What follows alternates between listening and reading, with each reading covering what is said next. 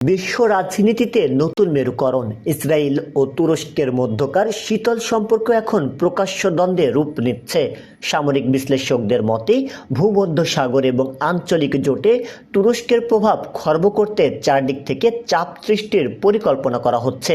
এই উত্তেজনার নেপথ্যে কৌশলগত অবরোধ, গ্রিস ও সাইপ্রাসের সাথে ইসরায়েলের ক্রমবর্ধমান সামরিক সখ্যতাকে আঙ্কারা দেখছে নিজেদের ঘিরে ফেলার একটি অংশ হিসেবে। গাজা ও লেবানন ইস্যু। ফিলিস্তিন ইস্যুতে এরদোগানের শক্ত অবস্থান ইসরায়েলের জন্য বড় চ্যালেঞ্জ হয়ে দাঁড়িয়েছে, যার পাল্টা জবাব হিসেবে এই ঘেরাও নীতি। সামরিক শক্তি প্রদর্শন।